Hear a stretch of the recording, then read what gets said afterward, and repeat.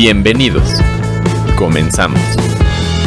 Instituto Nacional de Perinatología, Ética y Humanismo. Hola a todos, ¿cómo están? Muy buenas tardes. Me da mucho gusto otra vez volverlos a encontrar aquí en uno más de los webinars IMPER. Yo soy la doctora Verónica Flores Rueda, jefa de programas académicos y educación continua del instituto, y en nombre del doctor Arturo Cardona Pérez, director general, y de la doctora Viridiana Gorbea Chávez, directora de educación en Ciencias para la Salud, les doy la más cordial bienvenida al día de hoy. Nos da mucho gusto que nos acompañen, ya veo que se están uniendo muchos a sala, saludos a todos. El día de hoy tenemos uno de los webinars, que es una serie de webinars que tenemos planeados en el programa académico de este año, de la unidad de cuidados intensivos del adulto, y está tratando el día de hoy de uno de los temas más relevantes y más importantes para nosotros los obstetras que estamos al cuidado de pacientes embarazadas de alto riesgo, y ojalá lo puedan aprovechar muchísimo porque tenemos dos ponentes de la mayor calidad. Me da gusto que ya estén utilizando el chat. El chat es para ustedes, obviamente está completamente abierto para que ustedes lo puedan utilizar. Por favor, nos encanta que nos digan de dónde nos visitan, de qué hospitales, de qué estados. No es necesario que ustedes pongan su nombre ni su correo electrónico, porque eso la plataforma nos lo da ya por añadidura. Así que, por favor, utilicen el chat también para hacer por ahí las preguntas. Al final de este webinar se harán por ahí las preguntas a nuestras ponentes, así que váyanlas formulando para que nosotros las vayamos recopilando y se las hagamos al final a las doctoras. Al final de este webinar saldrá también una encuesta de satisfacción que ojalá nos puedan contestar. Son unas preguntas muy pequeñitas. Los webinars, porque siempre nos hacen por ahí una que otra de esas preguntas, no son acreedores de constancias académicas, no porque no sean eventos importantes o relevantes, sino porque su duración es muy pequeña. Y los colegios, federaciones, etcétera, dan muy poco puntaje o nulo por tan poquitas horas, pero nos encanta el alcance que tienen y que ustedes todos nos visiten y los aprovechen mucho. Así que muchas gracias por acompañarnos. Y bueno, ya para ir empezando, les presento a la doctora María del Carmen Zamora Medina. La doctora Zamora, ella es reumatóloga adscrita a la unidad de cuidados intensivos del adulto de aquí del instituto, y obviamente nos va a hablar del lupus, nefritis lúpica y embarazo. Adelante, Carmen, muchas gracias. Hola, ¿qué tal? Buenas tardes a todos. Muchas gracias por conectarse y por escucharnos y darnos este espacio. Yo lo que voy a platicarles es sobre el escenario de pacientes con lupus y específicamente nefritis lúpica en el embarazo y los diferentes escenarios que tenemos que considerar. Voy a compartirles mi pantalla de mi presentación. Listo. Ok. Entonces, bueno, les voy a hacer como una breve introducción de qué es lo que vamos a tratar el día de hoy. Vamos a empezar hablando definiendo qué es el lupus, el impacto de la enfermedad en los desenlaces perinatales, tanto el lupus y en pacientes que tienen nefritis lúpica. La evaluación y la consejería preconcepcional, que como vamos a ver, esto es esencial en estas mujeres para poder tener una mejor probabilidad de éxito. ¿Cuáles son los predictores de desenlaces perinatales en estas pacientes? Los riesgos de tener recaídas de nefritis lúpica o de presentar por primera vez nefritis lúpica. Y vamos a revisar también los fármacos que se pueden o no se pueden utilizar durante el embarazo, algunas consideraciones especiales en pacientes con lupus y nefritis lúpica. Y nuestra segunda parte de la charla va a estar a cargo de la doctora Alejandra Orozco. Ella es nefróloga. Ella va a hablarles sobre el diagnóstico diferencial en nefritis lúpica durante el embarazo, el debut o la nefritis lúpica de novo durante el embarazo, el riesgo de recaída de nefritis lúpica durante este mismo periodo y la pérdida rápida de la función renal durante el embarazo. Y al final les vamos a pedir a todos que por favor nos ayuden a contestar la encuesta. Como sabemos, el lupus es una enfermedad autoinmune crónica que afecta muchos sistemas, inflamatoria de causa desconocida, que cursa clásicamente con brotes y remisiones de la enfermedad. Es decir, la paciente puede tener algunos periodos en los cuales la enfermedad está mucho más activa y periodos durante los cuales la enfermedad está, digamos, apagada o en remisión. Se caracteriza por la producción de autoanticuerpos y formación de inmunocomplejos que causan daño tisular. Esta enfermedad es una enfermedad que particularmente afecta a pacientes en edad reproductiva, con una relación en esta edad fértil de 9 a 1 comparado con los hombres. Y el riñón es uno de los órganos que son de los principalmente afectados. En general, durante el curso de la enfermedad, entre el 30 y 50% de las mujeres con lupus van a tener algún grado de nefritis lúpica. De manera general, la fertilidad de las mujeres con lupus tampoco está afectada, excepto en casos especiales, por ejemplo, con el uso de ciertos fármacos como es la ciclofosfamida. Y por tanto, no es raro que las pacientes con lupus se embaracen. Sin embargo, debemos de saber que los riesgos de complicaciones van a ser mayores, especialmente en ciertos escenarios clínicos, como son aquellas pacientes que tienen o han tenido nefritis lúpica. ¿Por qué sucede esto? Bueno, los cambios que suceden durante el embarazo para poder adaptarse o generar una tolerancia a este feto, pueden impactar directamente en lo que es la fisiopatología del lupus. Por tanto, el lupus y el embarazo van a tener una relación bidireccional y recíproca. Es decir, el lupus va a incrementar el riesgo de desenlaces perinatales adversos durante el embarazo y a su vez el embarazo va a incrementar el riesgo de presentar alguna complicación o datos de actividad de lupus durante este periodo de tiempo. A pesar de que hemos tenido varios avances en el diagnóstico y en el tratamiento de la enfermedad, incluso durante el embarazo, los desenlaces perinatales en pacientes con lupus aún son peores comparado con la población general. Este es un estudio que se hizo de revisión de expedientes de muchos pacientes en Estados Unidos. Y si ustedes ven y comparamos las cifras de hace unos 20 años, la mortalidad materna comparada con población general era mucho mayor. Sin embargo, aunque ha mejorado estas cifras, aún sigue habiendo una diferencia significativa en la mortalidad materna en las pacientes con lupus comparado con la población general. Y lo mismo aplica para la mortalidad fetal. Por tanto, el embarazo en pacientes con lupus aún conlleva un mayor riesgo de complicaciones tanto maternas como fetales. Y en un intento por mejorar estos desenlaces, en años recientes, en el 2018 y en el 2020, las diferentes organizaciones internacionales, tanto europeas como americanas de reumatología, emitieron una serie de recomendaciones por parte de expertos para el manejo de estas pacientes, ya sea de manera preconcepcional y durante el embarazo.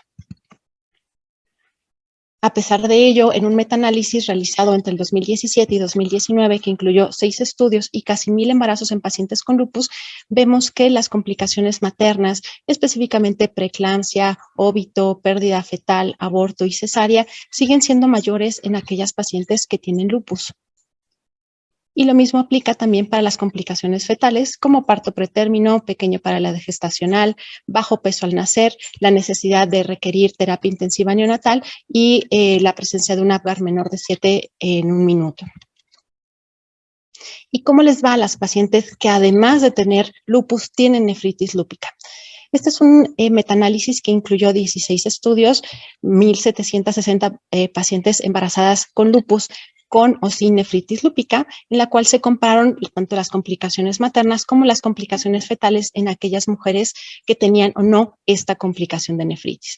Y como vemos, en aquellas pacientes que tenían nefritis lúpica tenían además un mayor riesgo de hipertensión gestacional, preeclampsia, de tener un brote de actividad de lupus o un brote de nefritis lúpica, así como proteinuria comparada con aquellas pacientes con lupus que no tenían nefritis lúpica.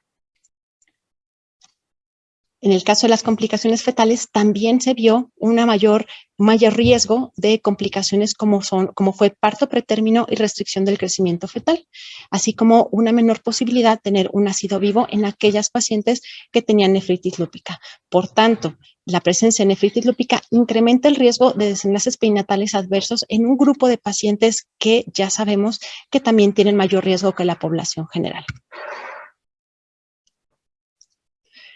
Por tanto, el manejo y el seguimiento del embarazo en estas mujeres con nefritis lúpica representa un gran reto, en la cual tenemos que trabajar de la mano tanto nefrólogos como reumatólogos, que somos los especialistas que seguimos a estas pacientes durante y fuera del embarazo, pero también trabajar de la mano con un equipo interdisciplinario que se va a encargar de vigilar también los otros aspectos del embarazo, como es el equipo de obstetricia, de medicina materno-fetal, neonatología y también en estas pacientes, cuando es necesario, el equipo de medicina crítica obstétrica. Y todo reside realmente en el arte de planear. Esta es una revisión clínica muy bonita de parte de 2 nefrólogas que se dedican a ver nefritis lúpica y embarazo. Y destaco y les pongo aquí resaltado es que las mujeres con lupus y con nefritis lúpica sí pueden tener embarazos exitosos, pero realmente estos desenlaces van a depender mucho del arte de planear este embarazo, ¿no? Y de la comunicación que podamos tener nosotros como médicos especialistas que seguimos a estas pacientes, ¿no? El nefrólogo, reumatólogo y el equipo de obstetricia.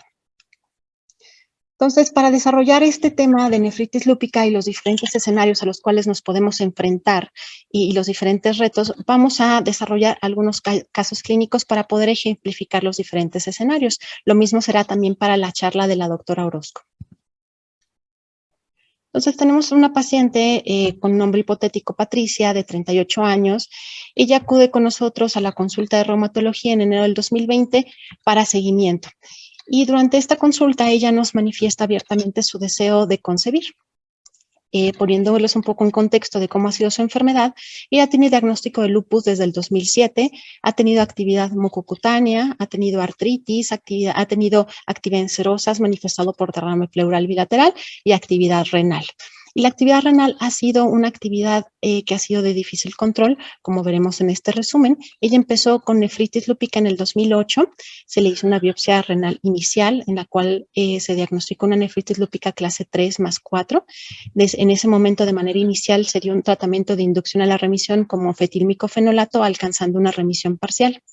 En el 2013 presentó proteinuria nefrótica y se decidió dar 6 bolos de ciclofosfamida. En el 2014 presentó deterioro de la función renal. Nuevamente se realizó una biopsia renal en la cual se reportó una nefritis lúpica clase 3 más 5 con un índice de fibrosis intersticial y atrofia tubular del 10%. Se dio un tratamiento con tacrolimus y mofetilmicofenolato, alcanzando remisión parcial.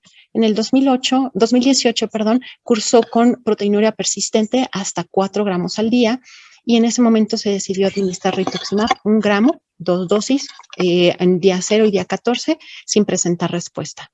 Y por este motivo se decidió en julio del 2019 hacer una tercera biopsia renal, en la cual se reporta una nefritis lúpica clase 3 más 5 con un índice de actividad de 1, cronicidad de 6 y un índice de fibrosis y atrofia tubular del 40%. Y planteándonos una pregunta que resulta clave es nosotros qué vamos a comentar respecto a este deseo gestacional que tiene nuestra paciente, ¿no? Y pues aquí les puse varias opciones. Uno sería el embarazo en mujeres con historia de nefritis lúpica está contraindicado por un mayor riesgo de desenlaces perinatales adversos y un riesgo de recaída durante el embarazo y puerperio. El riesgo de recaída de nefritis lúpica es mayor durante el embarazo comparado con mujeres no embarazadas. El riesgo de desenlaces adversos materno-fetales es similar en mujeres con historia de nefritis lúpica y en aquellas con nefritis lúpica activa. Y el embarazo en todas las pacientes con historia de nefritis lúpica está contraindicado por la alta probabilidad de perder la función renal. Como iremos viendo, en riesgo de recaída de nefritis lúpica va a ser mayor durante el embarazo comparado con mujeres que no están embarazadas. De ninguna manera está contraindicado el embarazo en este escenario de estas pacientes. ¿Cuáles van a ser los puntos críticos que nosotros debemos de tocar y considerar o que nos debemos de preguntar en aquellas pacientes que acuden con nosotros para una consejería preconcepcional en paciente con lupus, ¿no? En relación específicamente a la nefritis lúpica.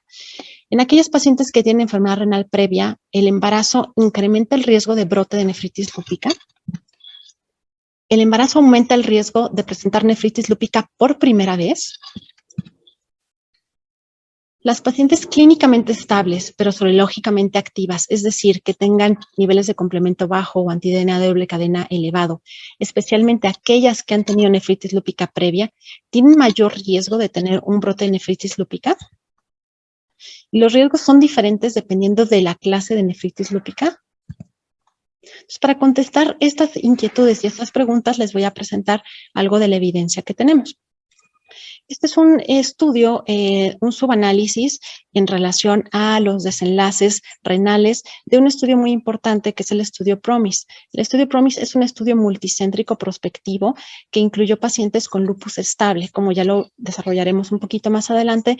Se incluyeron pacientes que no tenían lupus activo y que tenían ciertas condiciones, es decir, que tenían una enfermedad renal estable, no tenían nefritis lúpica activa, que tenía una creatinina menor de 1.2 miligramos por decilitro, que tenían una presión arterial controlada. En este estudio se definió como una nefritis lúpica activa para un incremento de proteinuria mayor de 500 miligramos al día y o la presencia de sedimento activo. Y bueno, para la primera pregunta es, ¿cuál es el riesgo de recaída durante el embarazo?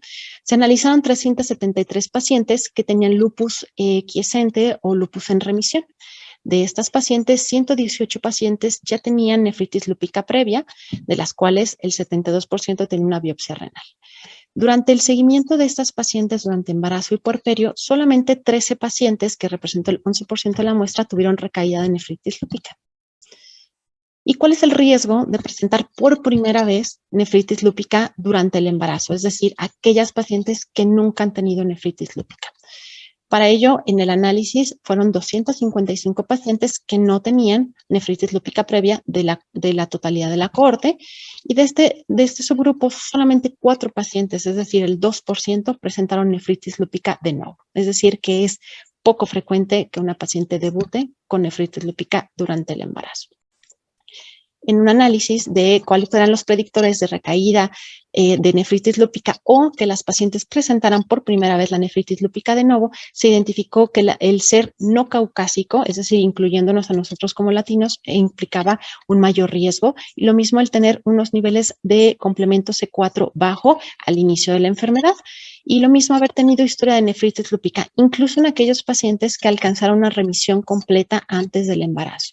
No así para los anticuerpos anti-DNA de doble cadena. Y es diferente cuál es el riesgo de presentar un brote de nefritis lúpica dependiendo si la paciente alcanzó una remisión parcial o una remisión completa antes del embarazo. Bueno, para contestar esa pregunta les presento este estudio. Es un estudio multicéntrico que incluyó 103 embarazos de 81 mujeres. Todas ellas tenían nefritis lúpica preexistente, algunas de ellas con remisión completa, el 49%, y el 27% con remisión parcial. De la totalidad de las pacientes durante el embarazo y puerperio, el 30% presentaron alguna recaída de nefritis lúpica, una cifra distinta a la que habíamos visto porque esta es una población no seleccionada, es decir, todas las pacientes con lupus. Y aquí dividieron aquellas pacientes que tenían una remisión completa. Ellos la definieron como una proteinuria menor de 200 miligramos en 24 horas. Aquellas pacientes que tenían remisión parcial al momento del embarazo, con una proteinuria entre 200 miligramos y 1000 miligramos. Y aquellas pacientes que no tenían remisión, definida como una proteinuria mayor de 1 gramo o una tasa de filtrado glomerular menor de 60.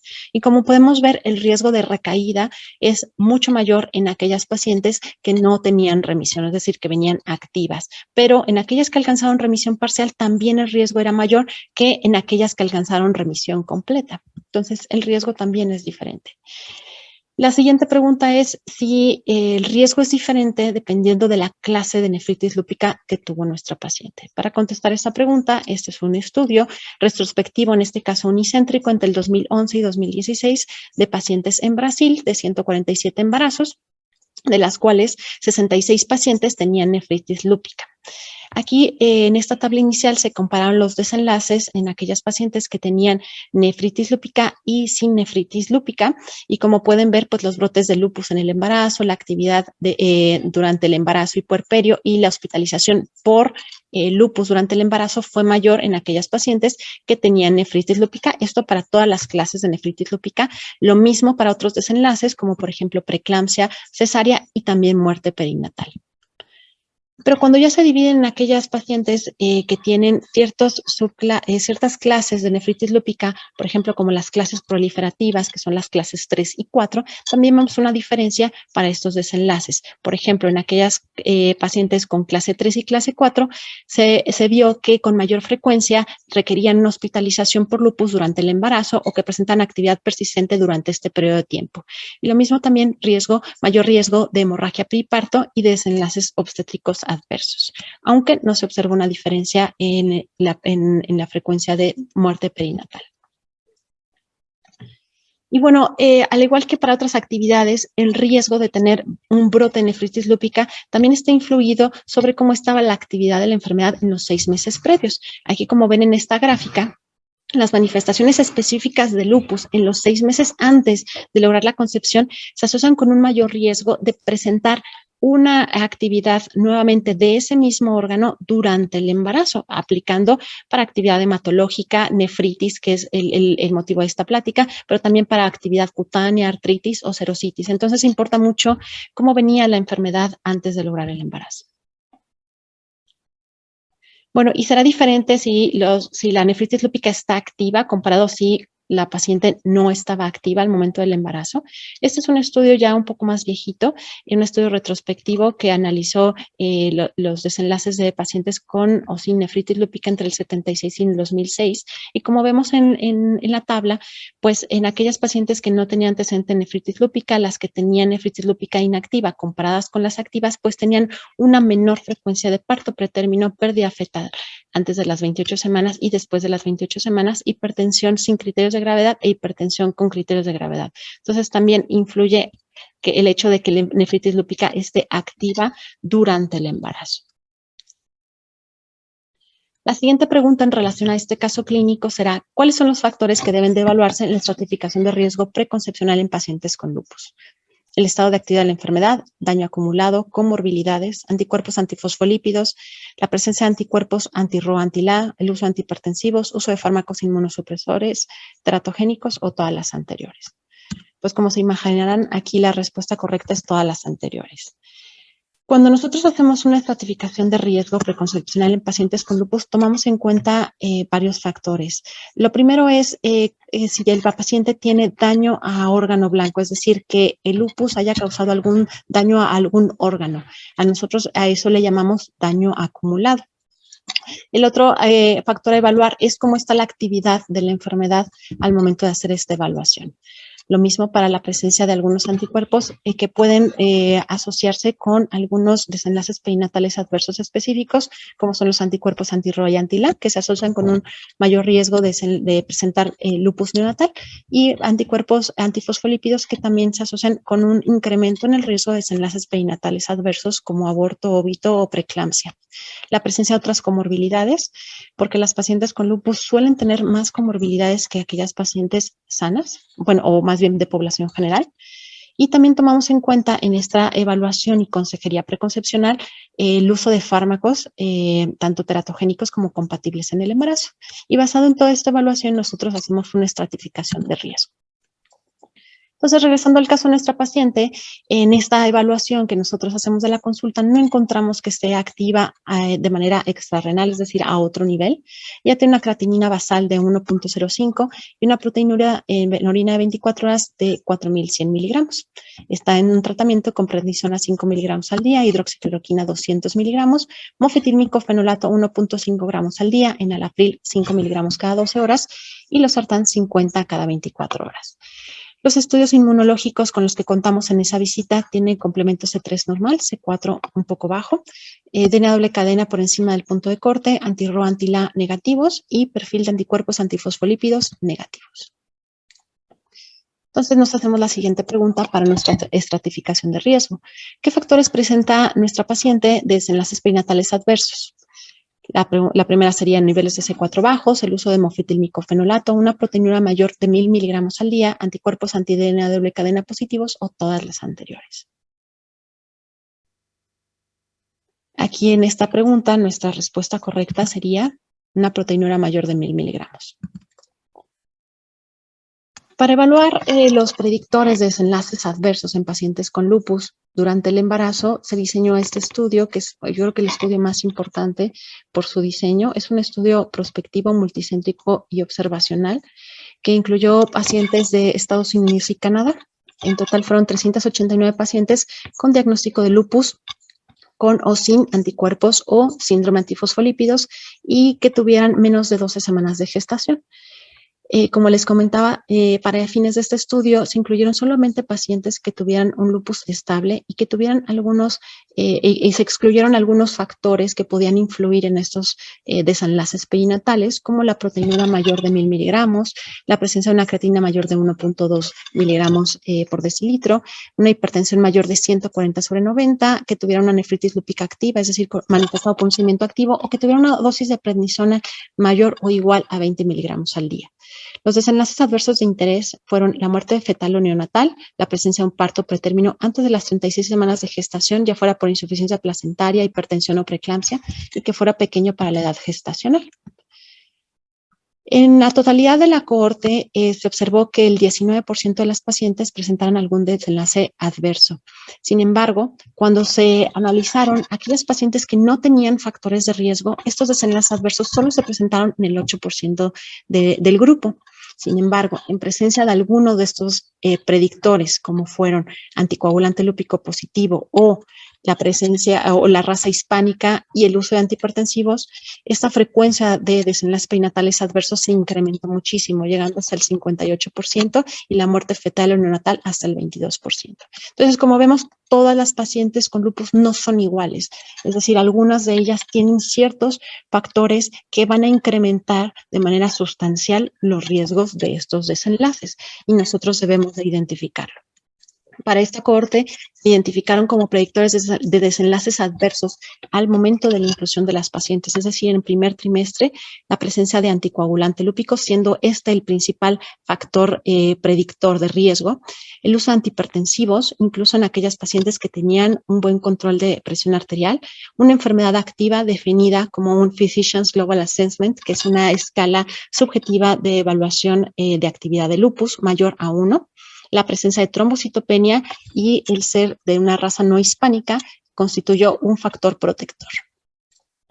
En este mismo estudio también se observó que la actividad de lupus también influye sobre un mayor riesgo de desenlaces perinatales adversos, no solamente antes del embarazo o al momento de la concepción, sino aquella actividad que se presenta durante el embarazo, tanto en el segundo como en el tercer trimestre. Y también en una disminución en los niveles de complemento respecto a la basal o respecto a los del primer trimestre, también aumentan el riesgo de desenlaces perinatales adversos. Bueno, en nuestra evaluación de estratificación de riesgo, nosotros como reumatólogos tenemos diferentes escalas para evaluar la actividad de la enfermedad en lupus. Una de esas escalas con las cuales estamos mucho más familiarizados es el SLEDAI-2K, que toma en cuenta diferentes ítems o diferentes parámetros para evaluar cómo está la actividad de la enfermedad. En el caso de Patricia, con los datos que yo les presenté, podemos identificar que ella tiene datos de actividad serológica, sumando 4 puntos en el SLEDAI-2K, y para evaluar el daño a órgano blanco también tenemos un índice que se ha propuesto para evaluar el daño que puede causar a diferentes órganos una vez establecido el lupus, ¿no? Es decir, que fuera atribuible a. En el caso de Patricia, nosotros tenemos que ella presenta una proteinuria persistente que va más allá de 6 meses, lo cual se cataloga como un daño y tiene un índice de daño de 1.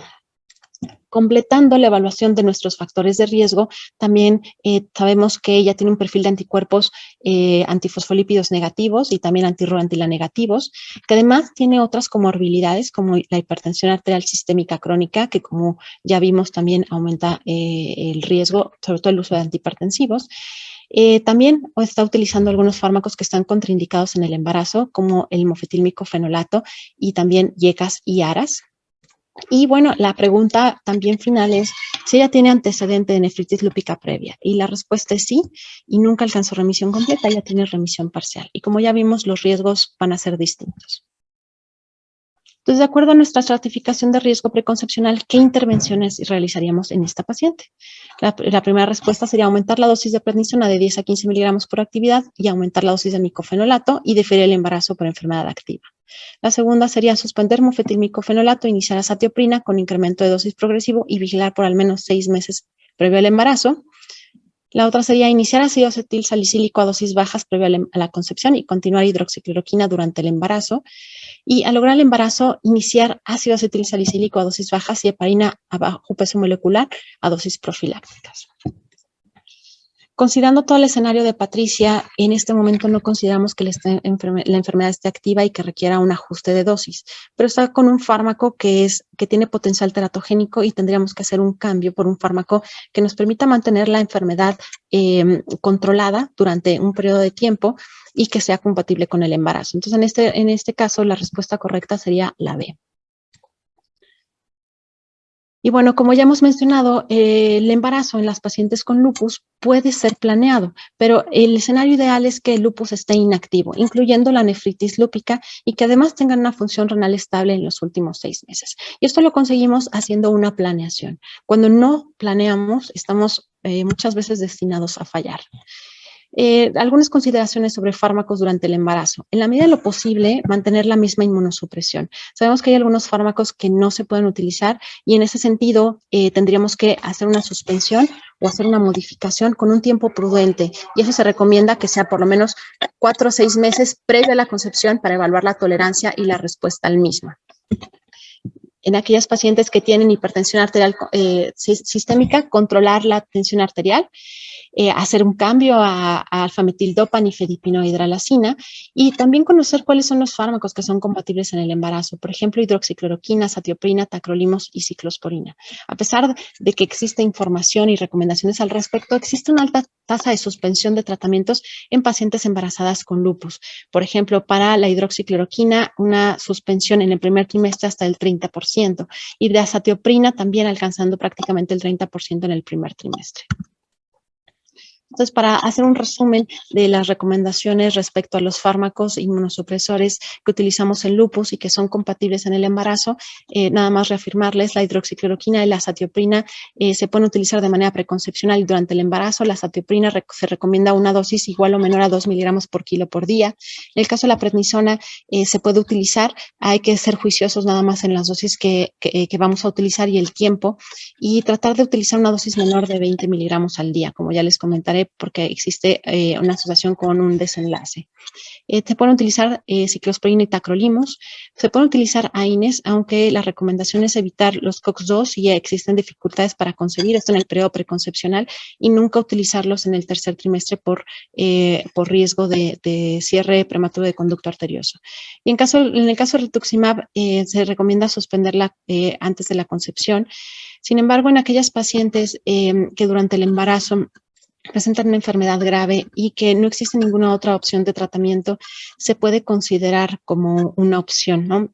Aunque debemos de saber que el rituximab puede tener un paso transplacentario más o menos a partir de la semana 14 a 16 y en los bebitos puede generar depresión de linfocitos B. ¿Cuáles son los fármacos que definitivamente no son compatibles con el embarazo? El metotrexate, leflunomida, mofetilmicofenolato. Todos ellos es recomendable hacer una suspensión antes de la concepción, idealmente por lo menos unos 3 meses antes. En el caso de que tengamos que hacer un cambio de inmunosupresión con un mayor tiempo de anticipación. El caso de la ciclofosfamida es un fármaco con potencial teratogénico ya conocido. Sin embargo, también en el caso del segundo o tercer trimestre que tengamos una paciente con enfermedad grave, que no tengamos ninguna otra opción de tratamiento, que esté en riesgo la vida o la función, podríamos llegar a considerarlo como una opción terapéutica, ¿no? Pero siempre tomando con una decisión consensada entre los diferentes, entre el equipo interdisciplinario y junto con la paciente. Y definitivamente no la talidomida, ¿no? Que ya sabemos que tiene un alto riesgo de malformaciones. Hablando brevemente sobre la embriopatía por mofetilmicofenolato, este es uno de los fármacos que más utilizamos para la inducción de la remisión y mantenimiento en pacientes con nefritis lúpica. Sepan ustedes que se asocia con alta tasa de pérdida fetal, hasta el 45%, y de malformaciones congénitas. Y también se asocia con un patrón específico de defectos congénitos a nivel ocular, auricular y de orofacial, con alteraciones sobre todo labio-paladar hendido. Entonces, en aquellas pacientes que están con mofetilmicofenolato como terapia de mantenimiento, ¿qué opciones tenemos para hacer este cambio? Pues una opción sería disminuir de manera lenta o rápida el mofetilmicofenolato e iniciar la satioprina, o la otra opción es suspender de manera brusca el mofetilmicofenolato e iniciar la satioprina. En estos escenarios, con cambios de este tipo de fármacos, lo ideal es vigilarlas por lo menos unos 6 meses, idealmente 9 meses, para ver que la paciente haya tolerado adecuadamente y sobre todo que no haya una recaída de nefritis lúpica. Para ver si realmente este cambio o este switch propuesto en relación a las recaídas de nefritis lúpica se puede realizar de manera segura, les presento este estudio que se realizó en la Universidad de Düsseldorf.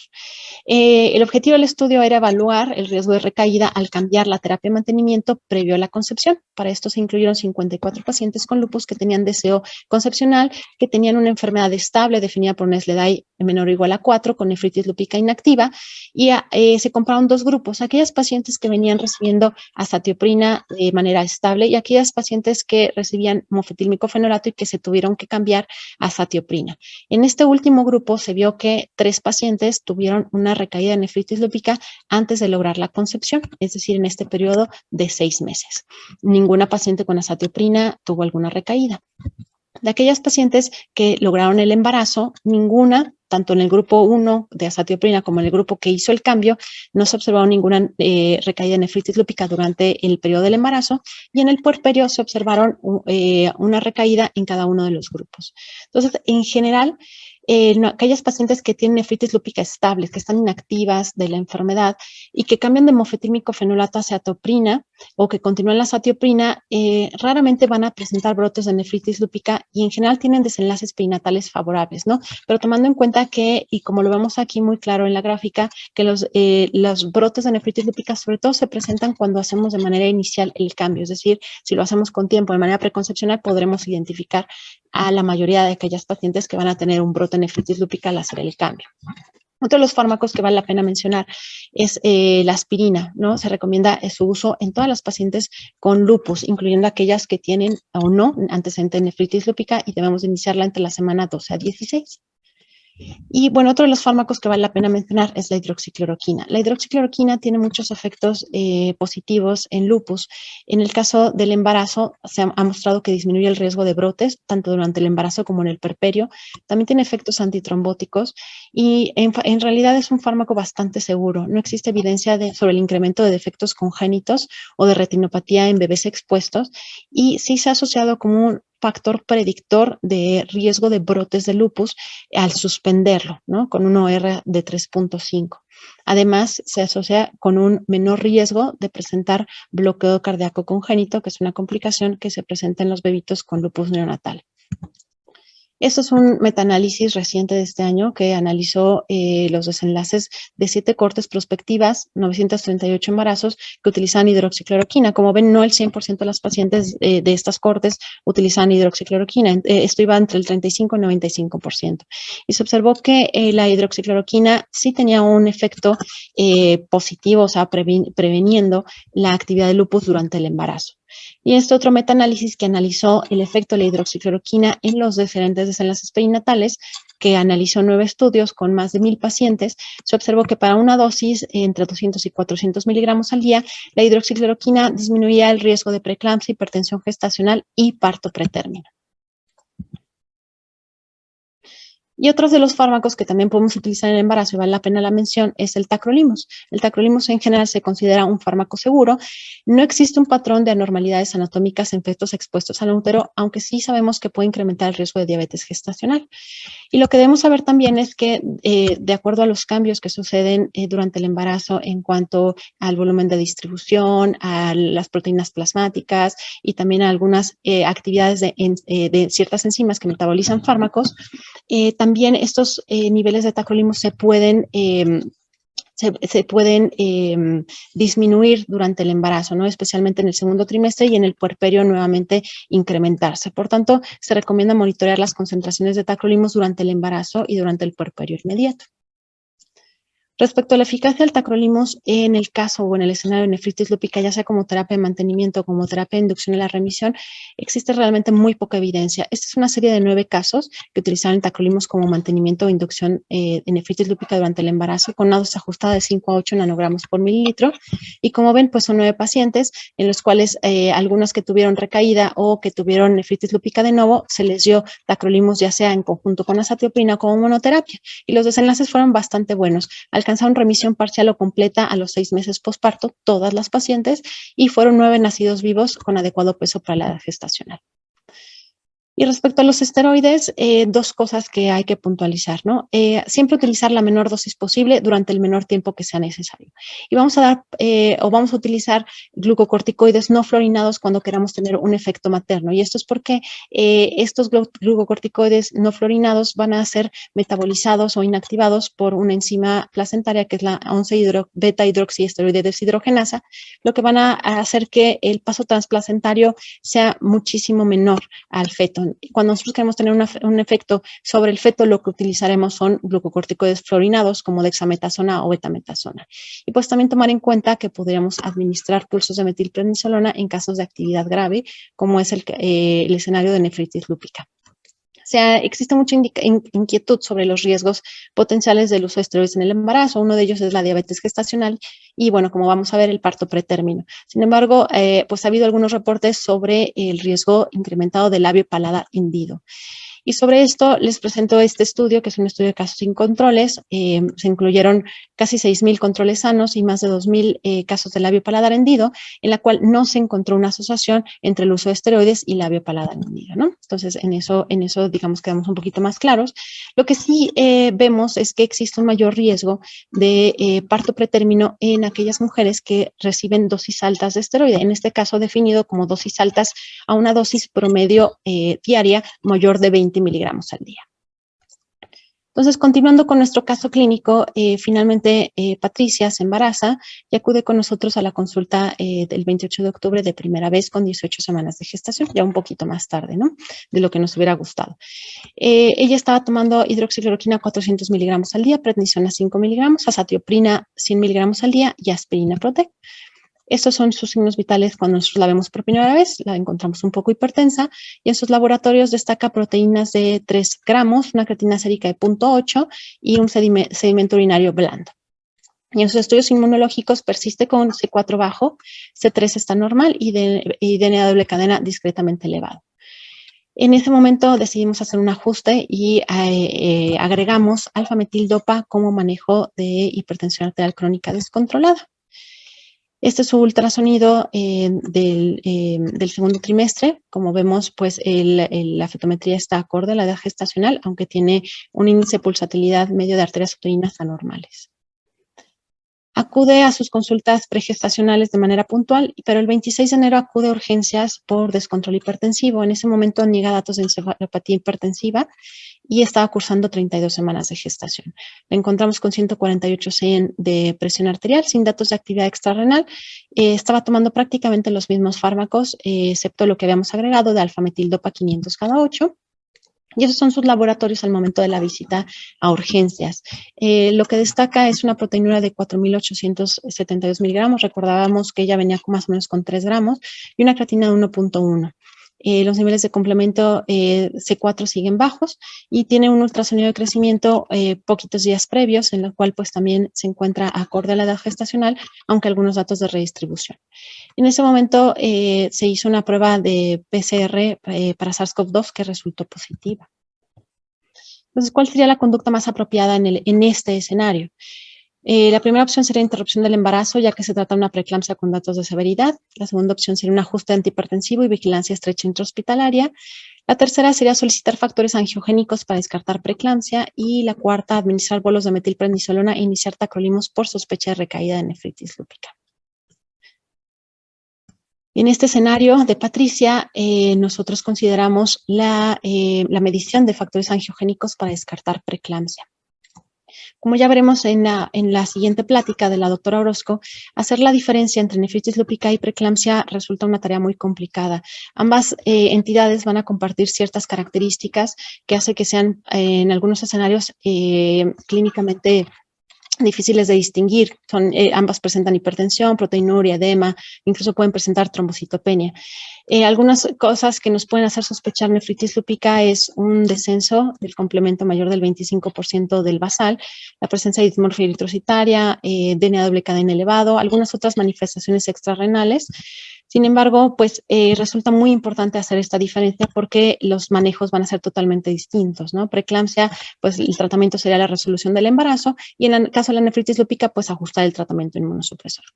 Y pues se ha propuesto cuál es el papel de los factores angiogénicos para hacer esta diferencia, ¿no? Entonces, esto se va a desarrollar un poquito más adelante en la siguiente plática.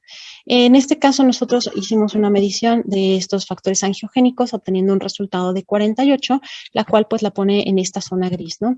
Decidimos ajustar tratamiento antihipertensivo y hacer una vigilancia intrahospitalaria por 5 días.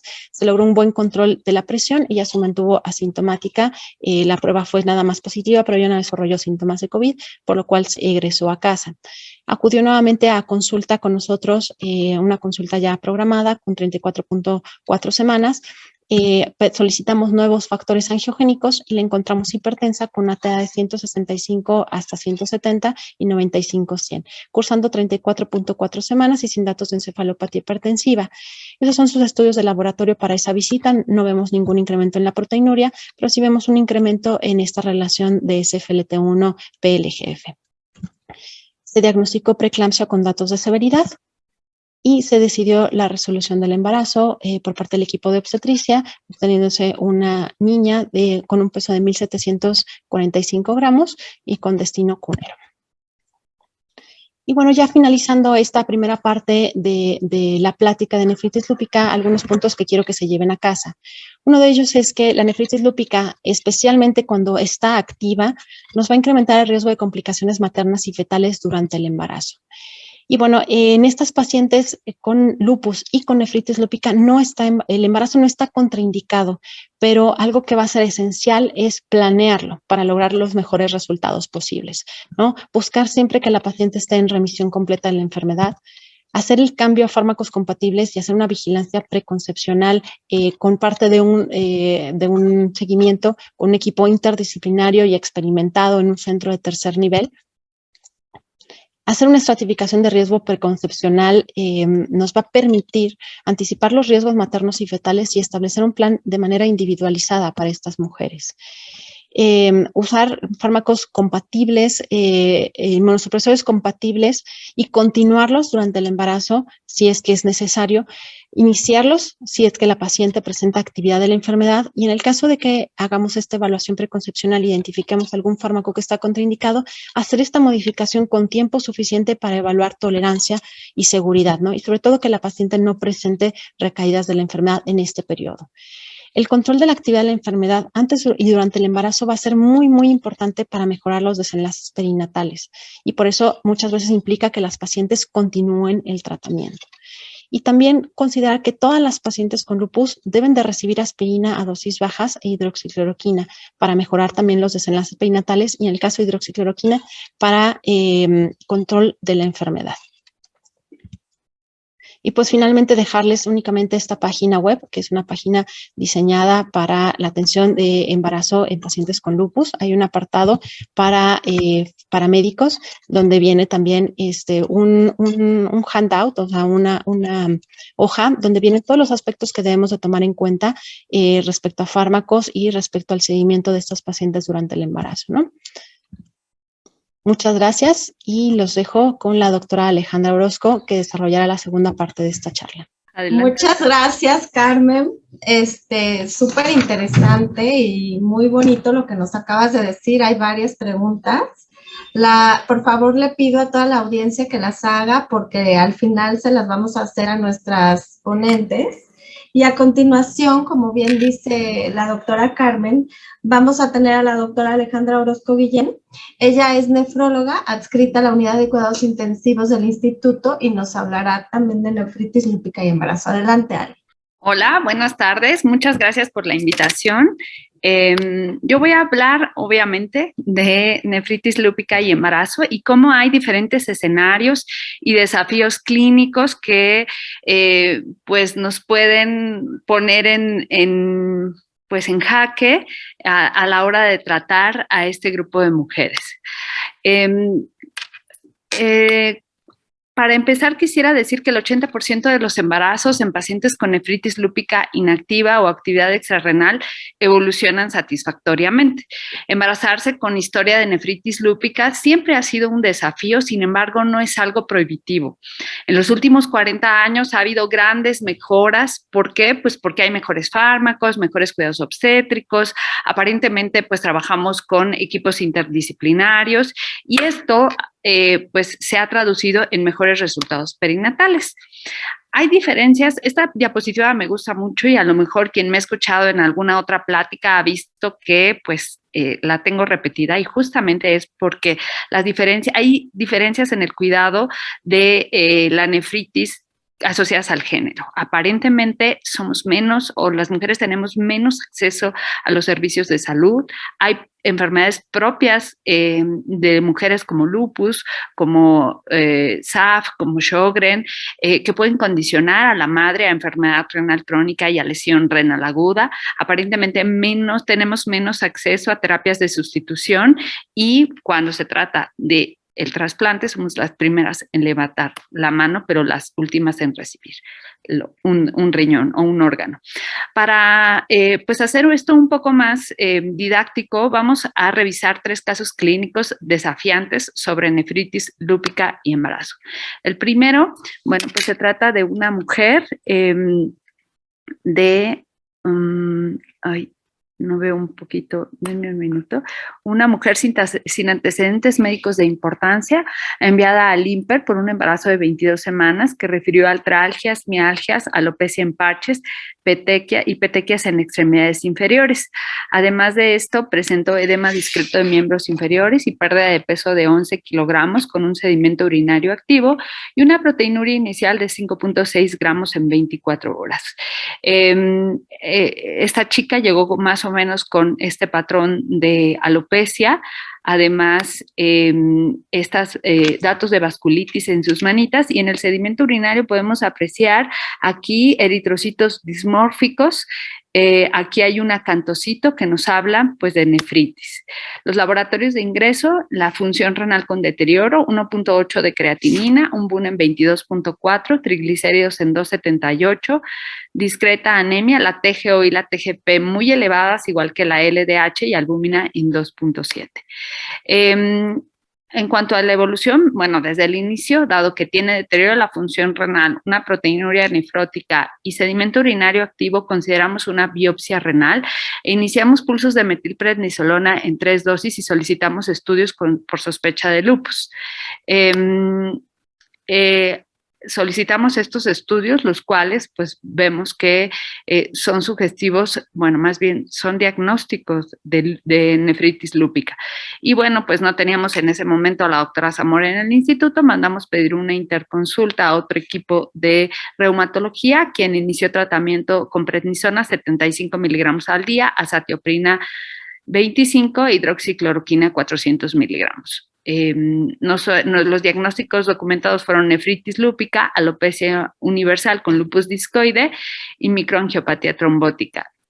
Nosotros ajustamos el tratamiento a 30 miligramos de prednisona porque ya aprendimos pues que no debemos darle más de 0.5 gramos miligramos por kilogramo de peso, la azatioprina 150 miligramos, enoxaparina 60 miligramos y tras 12 semanas la creatinina sérica mejoró y la proteinuria igual con sedimento urinario activo.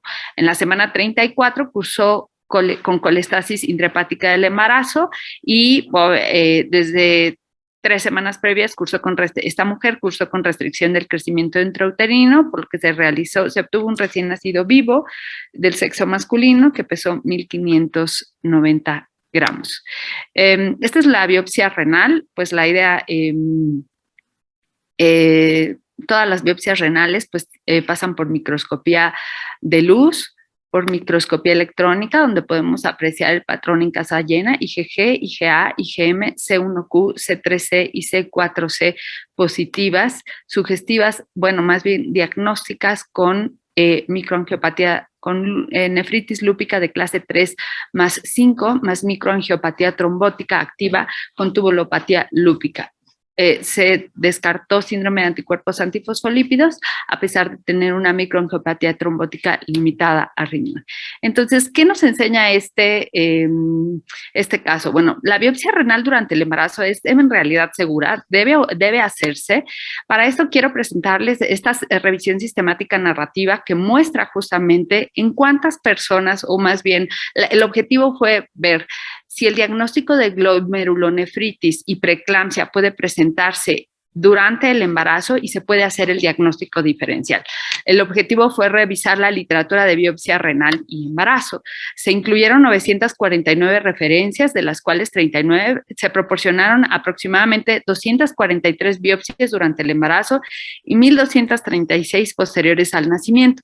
En 4 casos hubo complicaciones de hematuria entre la semana 23 a 26. Y la conclusión fue que la biopsia renal desarrollada para el diagnóstico de glomerulonefritis o preeclampsia condujo a cambios terapéuticos en el 66% de los casos, lo que se traduce en que casi 7 de cada 10 pacientes con sospecha de preeclampsia versus glomerulonefritis no fueron preeclampsia, sino glomerulonefritis. Y obviamente, como al equipo obstétrico se le permite sobrediagnosticar la preeclampsia, pues resulta lógico. Este otro estudio realizado en un centro de tercer nivel, en el cual se incluyeron 11 pacientes con nefritis lúpica que tuvieron recaída ya sea por incremento de la proteinuria y o hematuria, mostró que, bueno, la biopsia renal realizada durante el embarazo cambió el manejo y obviamente el futuro del binomio, de tal forma que pues la mayoría con resultados obviamente comprometedores. Incluso en este caso, en los casos 7 y 8, la madre decidió la resolución del embarazo en ese tiempo, justo pues por beneficio, bueno, porque por interrupción legal del embarazo. Entonces, estos son algunas recomendaciones que hace la ACR y junto con el equipo de nefrólogos sobre cuándo se debe biopsiar a una mujer durante el embarazo. Obviamente, cuando se sospecha que tiene actividad lúpica, cuando incrementa la proteinuria, cuando hay hematuria, casi siempre debemos considerar que la biopsia nos cambie el futuro del binomio. ¿Qué quiere decir esto? Que con la biopsia o que la información que proporcione la biopsia nos cambie el tratamiento con el fin de llegar lo más avanzado posible o lo más cercano pues al término o al menos a un pretérmino tardío. Entonces, ¿la biopsia renal durante el embarazo es segura? Sí, idealmente debe realizarse antes de la semana 20. Hay que tener en cuenta que entre la semana 26 a 28 hay mayor incidencia de complicaciones y que esto puede favorecer pues a sangrado y a parto prematuro. ¿Cómo les va a los bebés cuyas madres padecen nefritis lúpica? ¿Cuáles son los factores de mal o buen pronóstico para ambos? Bueno, pues para eso, contestar estas preguntas, ocuparemos esta revisión sistemática asociada a un metaanálisis cuyo objetivo fue determinar la asociación entre complicaciones maternas y fetales y lupus, además de estudiar los efectos de la nefritis lúpica y la presencia de anticuerpos antifosfolípidos durante el embarazo. Los criterios de selección fueron, pues se seleccionaron casos de 1966 a abril del 2019 en estos buscadores y el resultado fue embarazo fallido, entendido como aborto, óbito, muerte neonatal. Se incluyeron 133 se buscaron 133 estudios, de los cuales 37 cumplieron con criterios de ingreso, 1,847 pacientes y 2,751 embarazos. Se definió como nefritis activa la proteinuria mayor a 500 y sedimento activo y se encontró que la pérdida del embarazo o el embarazo fallido fue definido o se obtuvo en pacientes con nefritis lúpica activa mayor al 60%. En estas tablas también muestran que las complicaciones fetales no fueron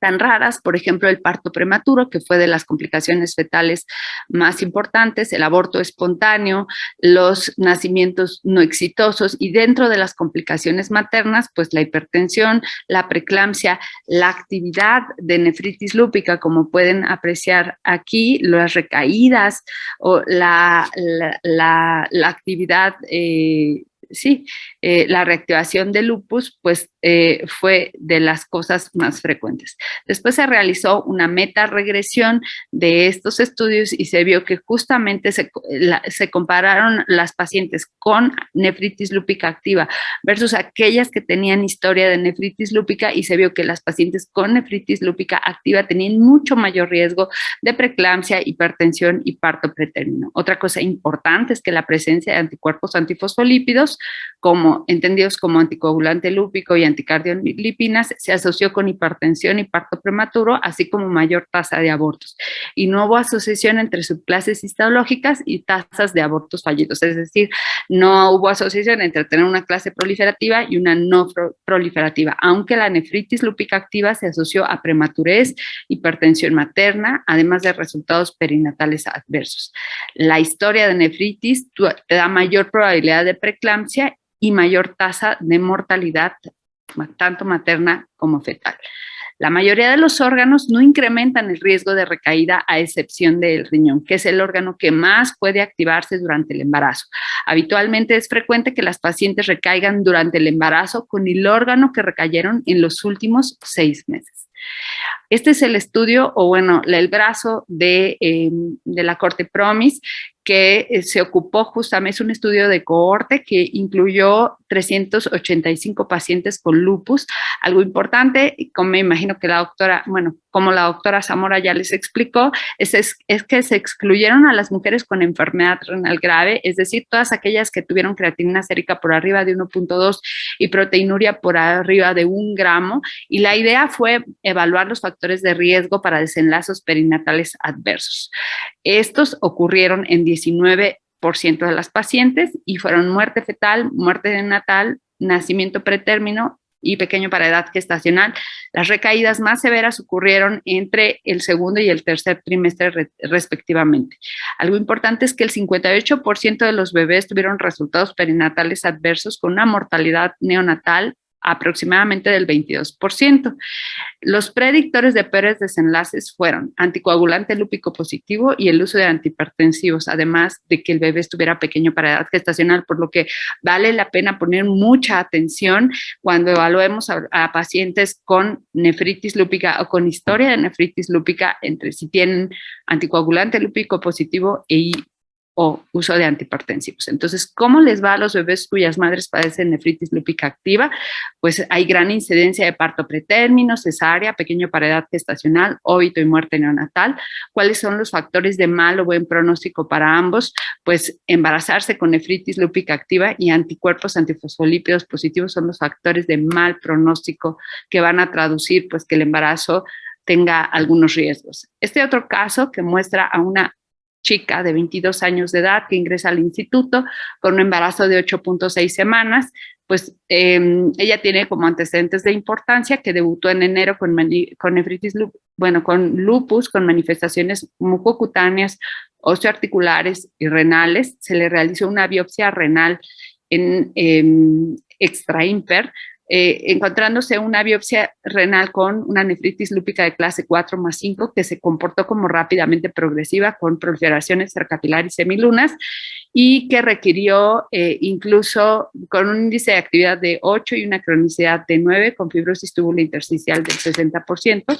Ella recibió 3 pulsos de metilprednisolona en ese entonces y 10 bolos de ciclofosfamida con una dosis acumulada de ciclofosfamida de 8.8 8 gramos. Requirió hemodiálisis durante 3 meses y después como tuvo buena respuesta al tratamiento, salió de hemodiálisis. Alcanzó remisión completa y tratamiento de mantenimiento, por lo que después tuvo seguimiento periódico en el Instituto Nacional de Nutrición. Y bueno, pues en agosto ella le refiere al equipo de nutrición que desea embarazarse, por lo que el equipo de nutrición le cambia el micofenolato que tenía de mantenimiento a azatioprina, y en su primer bebé cursó con un aborto espontáneo en la semana 6 de gestación, por lo que se le realizó legrado intrauterino sin deterioro de la función renal y con proteinuria menor a 300. Sin embargo, en febrero del 2021, pues decide nuevamente embarazarse sin avisarle al equipo médico, y bueno, pues llegó a nutrición embarazada, por lo que es enviada con nosotros en la semana 8.6, como ya les platiqué, y bueno, pues en esa valoración se detectó creatinina sérica en 0.87, con una proteinuria en 2075, C3 en 100, C4 en 26, y al llegar con nosotros, bueno, le vimos un sedimento urinario activo, por lo que decidimos pues iniciarle 3 pulsos de metilprednisolona, posterior prednisona y azatioprina. Obtuvimos respuesta parcial, la creatinina siguió en 0.87 y la proteinuria disminuyó un poco en 971, por lo que consideramos agregar tacrolimus al manejo. El sedimento urinario persistió activo con acantocitos y proteinuria mayor a 2 gramos, por lo que, como lo pueden apreciar en esta imagen, aquí podemos ver un acantocito, aquí podemos ver otro, con abundantes eritrocitos con dismorfia eritrocitaria. Ven ustedes cómo los eritrocitos están dentados, parece que parecen corcholatitas que pues tienen sus membranitas dentadas, y sí hay algunos acantocitos, lo cual nos dice que la nefritis lúpica está activa.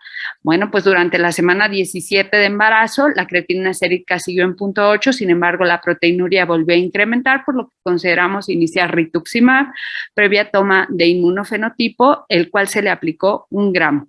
Posteriormente, en la semana 21, el ultrasonido de tercer nivel mostró restricción del crecimiento intrauterino. 4 semanas posteriores a la aplicación de rituximab, se le tomó nuevamente inmunofenotipo, comprobando pues que la paciente tenía depresión de CD19 y CD20. Ajustamos la prednisona a 20 miligramos e iniciamos enoxaparina, y en la semana 29.2 incrementó la creatinina sérica y el sedimento continuó dismórfico en 80%. Entonces decidimos tomar unos factores angiogénicos, los cuales pues revelaron una relación SFLT1-PLGF en 149.8. Se elevó la TA, por lo que pues continuamos con prednisona, azatioprina y los antihipertensivos de base, sospechando pues preeclampsia. La hospitalizamos con una preeclampsia sin datos de severidad. En la semana 29, el Doppler mostró flujos placentarios normales, por lo que decidimos una vigilancia expectante intrahospitalaria con TEA controlada, y le volvimos a tomar otros angiogénicos, los cuales mostraron una relación en 421. En la semana 32.5, después de aplicar el esquema de madurez pulmonar y debido a descontrol hipertensivo, además de angiogénicos elevados en 440, se realizó una cesárea, obteniendo una niña, pues pretérmino. Esto es la evolución de los factores angiogénicos. Como pueden apreciar aquí, en la semana 29.4 podemos ver que la relación estaba en 149.8, en la semana 31.5 en 421 y en la semana 32.5 en 440. Entonces, ¿cómo se haría el diagnóstico diferencial entre nefritis lúpica y preeclampsia en este caso? Hay deterioro de la función renal posterior al embarazo, ¿y esto de qué depende? Bueno, este es el artículo clásico que pues es el estudio Prognosis, que nos muestra justamente que la relación de angiogénicos por arriba de 38 a unas semanas nos da un valor predictivo negativo, por debajo de 38, perdón, nos da un valor predictivo negativo mayor al 96%, ¿O qué quiere decir esto? Que durante la primera semana una relación de angiogénicos por arriba de 38 traduce en que puede aparecer preeclampsia en la siguiente semana, no así en las siguientes 4 semanas. Este estudio, derivado de la corte PROMIS, muestra que los factores angiogénicos son útiles para predecir resultados perinatales adversos. El objetivo fue determinar si los factores angiogénicos pueden predecir estos resultados adversos, midiendo SFLT1, PLGF y endoglina. Aquí podemos apreciar los cuatro grupos que se incluyeron: pacientes con lupus o anticuerpos antifosfolípidos con resultados perinatales adversos severos, pacientes con lupus o anticuerpos antifosfolípidos con resultados perinatales moderados en rojo, pacientes con lupus o anticuerpos antifosfolípidos sin resultados perinatales adversos, y la corte sana, que se muestra en morado. La conclusión de este estudio es que la combinación de angiogénicos con criterios clínicos puede aumentar la sensibilidad diagnóstica, no solo para el diagnóstico de preeclampsia, sino también para predecir resultados perinatales adversos. Los resultados perinatales adversos graves se mostraron en el 12% y moderados en el 10%. Se alteraron notablemente los angiogénicos en mujeres con resultados graves, siendo el SFLT1 el predictor más sensible entre la semana 12 y 15. Y bueno, pues algo importante es que la relación SFLT1-PLGF identificó a pacientes de gran riesgo entre la semana 16 a 19. Este otro estudio, el que comparó mujeres con lupus y preeclampsia severa versus mujeres con lupus sin preeclampsia, incluyó 51 embarazos entre el 98 y el 2001, mostró que la relación de angiogénico, de SFLT1 fue mayor en embarazos con preeclampsia severa, con riesgos incrementados entre 13 y 32%. Aquí podemos apreciar cómo esta relación en el grupo de preeclampsia fue mucho mayor y que eso pues tradujo resultados perinatales adversos. Ahora, este otro estudio, la idea fue mostrar justamente cómo en mujeres con creatinina sérica por arriba de 1.3 tuvieron mayor riesgo de deterioro irreversible de empeoramiento de la hipertensión, tasas significativamente más altas de bajo peso al nacer y muerte perinatal se dieron también en mujeres con creatinina por debajo de 1.3. Entonces, contestando a la pregunta de si hay pérdida de la función renal sin embarazo y de qué depende, bueno, pues este estudio no es un estudio específico hecho en mujeres con nefritis lúpica, pero sí en mujeres con enfermedad renal. Se dividieron 49 mujeres, se incluyeron 49 mujeres divididas en 4 grupos, con tasa de filtrado glomerular mayor a 40 y menor a 40 y proteinuria mayor a 1 gramo y menor a 1 gramo. Y se vio que las mujeres con tasa de filtrado glomerular, aquí están, mayor a 40, mayor a 40, menor a 1 gramo, mayor a 40, mayor a 1 gramo, menor a 40, menor a 1 gramo y menor a 40, mayor a 1 gramo. Y bueno, pues se vio que el grupo con tasa de filtrado glomerular mayor a 40 y mayor a mililitros minuto y mayor a 1 gramo tuvieron tasa de deterioro tuvieron posibilidades de perder la función renal mucho más que el resto de los grupos. Entonces, ¿cómo se haría el diagnóstico diferencial entre nefritis lúpica y preeclampsia en este caso? Con factores angiogénicos, de la mano de la historia clínica y de la mano del ultrasonido Doppler, realizado idealmente en el primer trimestre. Hay deterioro de la función renal posterior al embarazo, ¿y de qué depende? Pues de una tasa de filtrado glomerular menor a 40 mililitros, o esto traducido a una creatinina sérica por arriba de 1.4 y una proteinuria mayor a 1 gramo. Y este último caso quisiera yo mostrarle la evolución o una de las evoluciones más temidas para los nefrólogos y por supuesto que para el equipo obstétrico, con este caso que me parece un caso muy lindo. Bueno, todos los casos son lindos, pero devastador. Se trata de una mujer de 27 años, originaria de Guerrero, sin antecedentes de importancia, que se había embarazado 2 veces previo a este embarazo sin ningún problema. Ella refirió que durante su tercer embarazo cursó con hematuria macroscópica desde la semana 12 hasta la semana 28. El médico le realiza laboratorios porque pues estaba en un centro de salud y debido a la elevación de azoados y a la hematuria envía al Hospital General de Acapulco. En el Hospital General de Acapulco se identifica hemoglobina en 7.4, 138,000 plaquetas, 6.2 de potasio, 7.2 de creatinina, LDH en 670, por lo que deciden transfundirla y darle dosis de madurez pulmonar y enviarla con nosotros para terapia de sustitución. A su ingreso al instituto, pues ya llegó con hemoglobina de 10, PUN en 85, creatinina en 8.7, potasio en 6.1 y criterios con acidosis metabólica y criterios francos para iniciar la hemodiálisis. Vean ustedes la hematuria con la que llegó, pues que me pareció de manera inicial que se trataba de un proceso obstructivo. En la tercera sesión de hemodiálisis entró en trabajo de parto, dando a luz a un recién nacido de 30.6 semanas. Esta placa de tórax muestra un uretero en zigzag, lo cual pues apoyaba un poco la posibilidad de obstrucción. Sin embargo, le tomamos una urotac, la cual se mostró normal, a pesar de tener una hidronefrosis muy importante.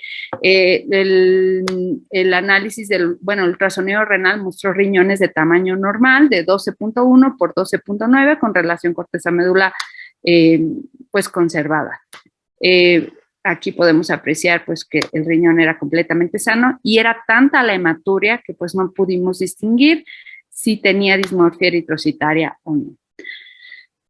Dado el deterioro de la función renal sin causa aparente con riñones aparentemente de tamaño normal, propusimos biopsia renal, la cual se realizó con estos laboratorios: creatinina en 5.7, 43 de BUN, hemoglobina en 12, un examen general de orina con hematuria, un índice, aunque menor, posterior a la resolución, un índice de proteínas creatinina en 8.8, triglicéridos en 419 y colesterol en 168, con un complemento bajo, C4 sobre todo. El sedimento, pues aquí se apreciaban abundantes eritrocitos, aunque solo con dismorfia de 5 a 10 por campo. Este es el patrón de los anticuerpos, los cuales pues dieron positivos para lupus. Esta es la biopsia renal. Noten ustedes cómo hay una proliferación extracapilar. Esta paciente tiene semilunas importantes en todo, que obliteran todo el espacio urinario. En esta imagen muestra muy bien cómo tiene el penacho glomerular, está completamente pues colapsado, y el espacio urinario hay una semiluna, como ven ustedes, una semiluna celular. La inmunofluorescencia mostró IgG, IgA, IgM, C1q, el patrón clásico en casa llena que apoyaba el diagnóstico de nefritis lúpica, C3c, C3c positivo, kappa y lambda y fibrinógeno positivos también, una C1q clásica muy franca, igual muy característica de nefritis lúpica. Sin embargo, no me quedaba claro, y la microscopía electrónica, pues aquí se ve muy bien la membrana basal glomerular con depósito de inmunocomplejos. Sin embargo, a mí no me quedaba clara el por qué la hematuria, porque bueno, no es el patrón habitual de una nefritis lúpica debutar con hematuria, a pesar de este cuadro tan severo con rápidamente progresiva. Y bueno, justamente nuestra nefropatóloga midió la membrana basal glomerular y mostró que además de tener una nefritis lúpica de clase 4+5 con proliferación extracapilar, es decir, con semilunas, una de las nefritis lúpicas más agresivas y más temidas, esta mujer tenía una enfermedad por membrana basal delgada asociada que la hizo y que ahora sí explicaba la hematuria tan importante. Entonces, ¿qué será peor en estos casos, debutar o recaer durante el embarazo?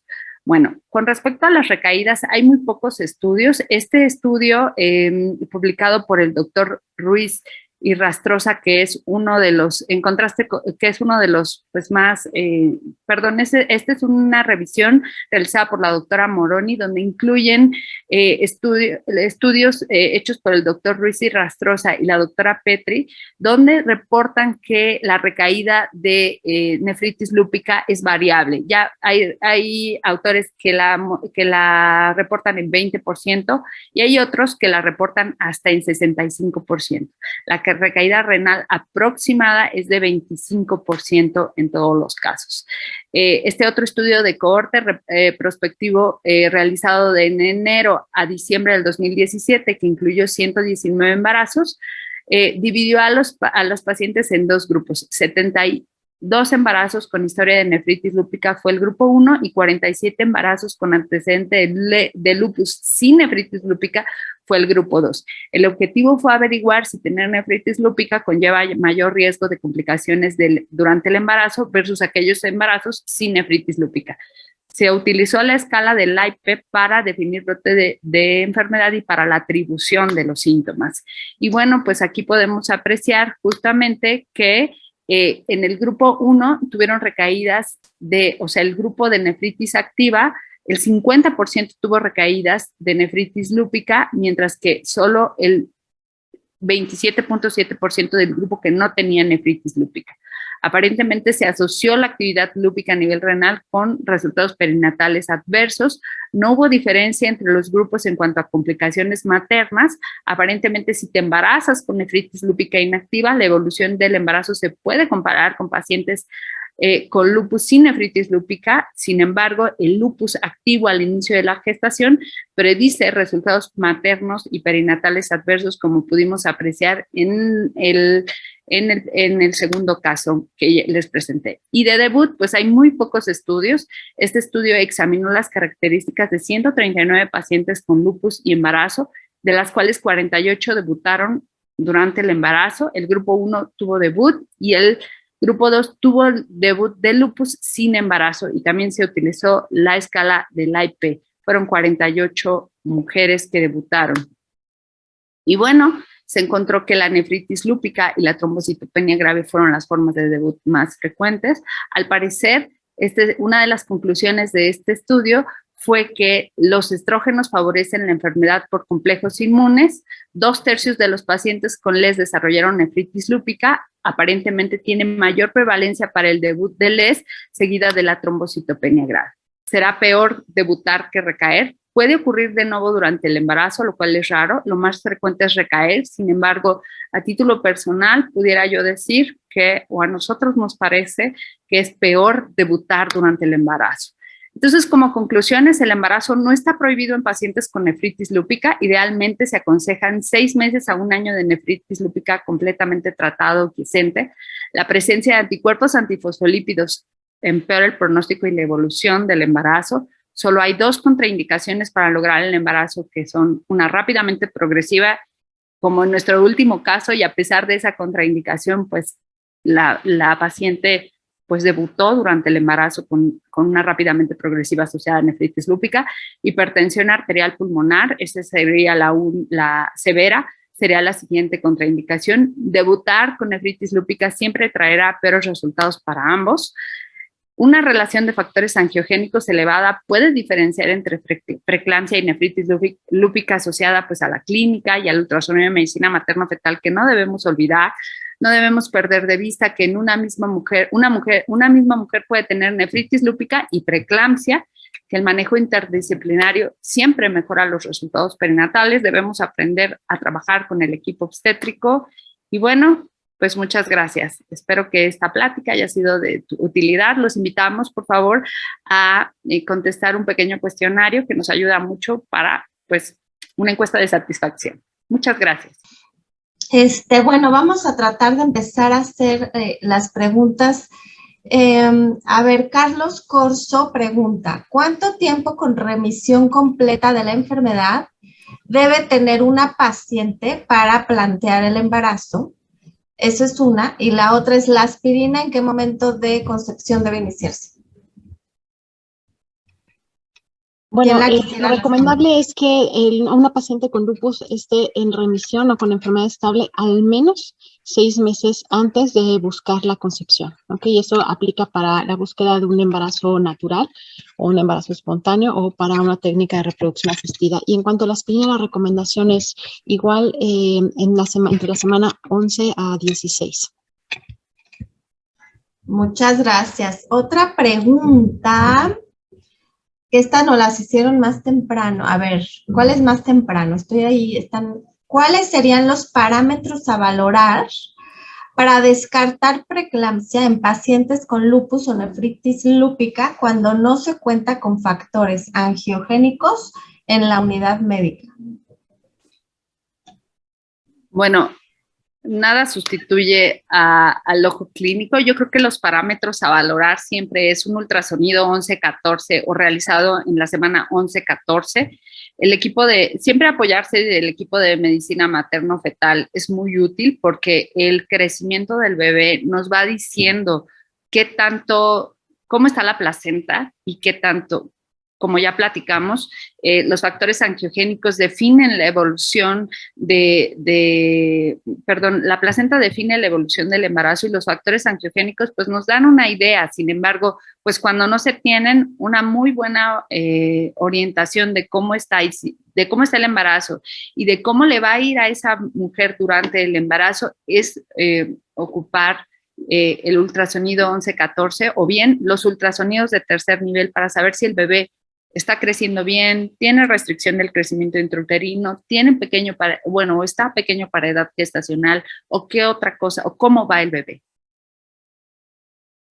Obviamente asociado a la presión arterial, al uso de antihipertensivos y al resto de los parámetros. Claro, o sea, multidisciplinario siempre, ¿no? Exacto. A ver, luego, ¿qué más nos preguntan aquí? Nos dice Jimmy Anzueto Sánchez, ¿cuál sería la dosis sostén en cuanto a concentración sérica de tacrolimus o solo sería una dosis de sostén? Bueno, en cuanto a la dosis de tacrolimus, lo ideal, no hay consenso, todas son opiniones de expertos, lo ideal es estar en el límite inferior mínimo, que en este caso pues es entre 5 y 8. El problema del tacrolimus es que se une a proteínas y en el tercer trimestre está volando en un montón de volumen. Acuérdense que hay expansión del líquido intravascular, pues entonces no sabemos la concentración exacta. Entonces, hemos tenido algunas mujeres con niveles indetectables y datos clínicos de intoxicación por tacrolimus. Entonces, no hay un consenso, es difícil decir cuándo y cuánto. Sí les tomamos niveles, pero pues es un punto la verdad es que no, de guía, no hay algo específico publicado. Otra pregunta es, ¿existe mayor riesgo de presentar lupus-like syndrome en pacientes que usan hidralazina durante el embarazo? Bueno, respecto al riesgo de un lupus-like o un lupus inducido por fármacos, hidralazina, que yo sepa, no hay ningún caso reportado específicamente en el embarazo. La hidralazina sí es un fármaco antihipertensivo que se puede llegar a utilizar durante el embarazo para el control de la presión arterial en pacientes con hipertensión arterial crónica, pero que yo sepa o que haya algo reportado respecto a la inducción de un lupus-like durante el embarazo con hidralazina, la verdad es que lo desconozco. A ver, otra es...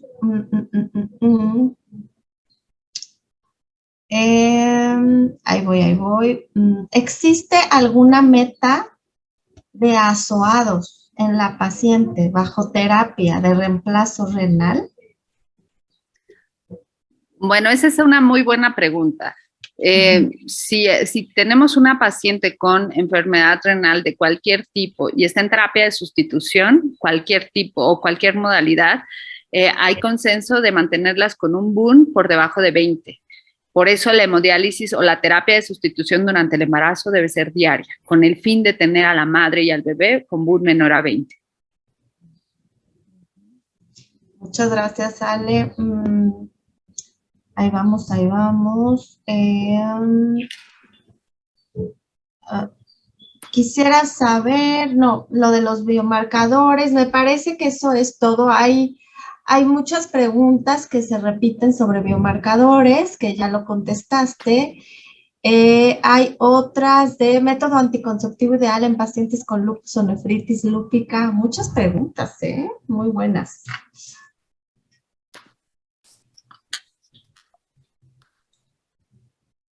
No sé si alguien lo quisiera contestar. Respecto a la anticoncepción. Uh-huh.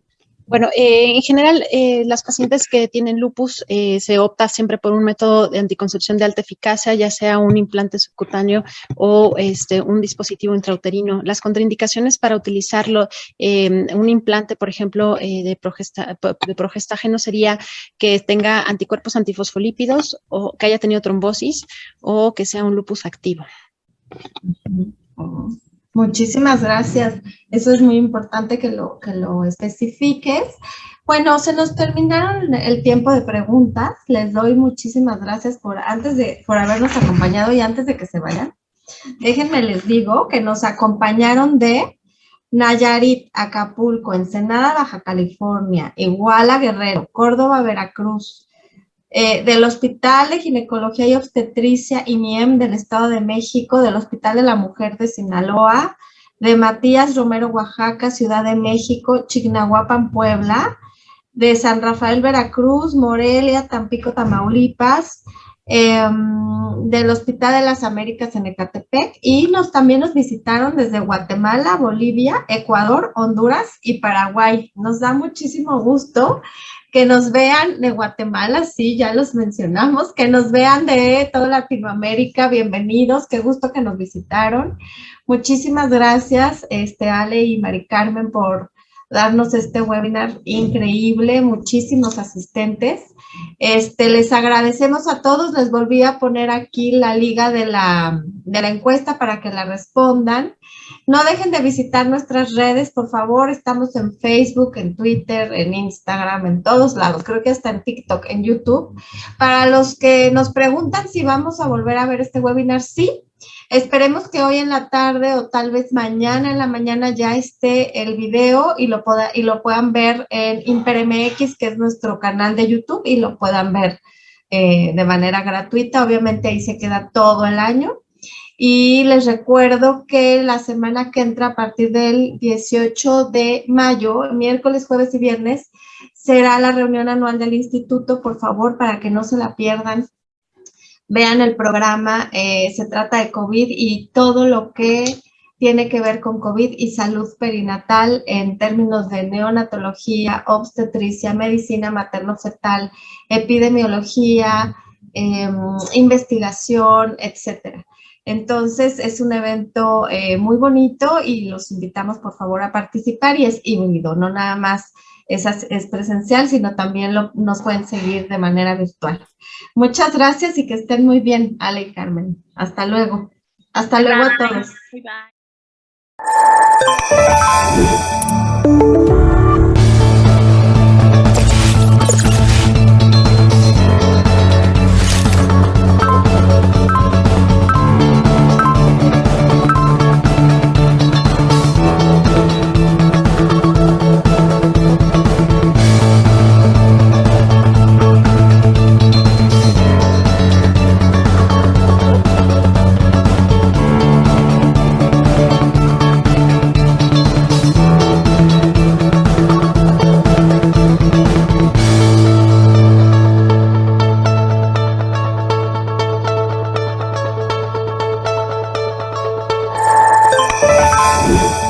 bye.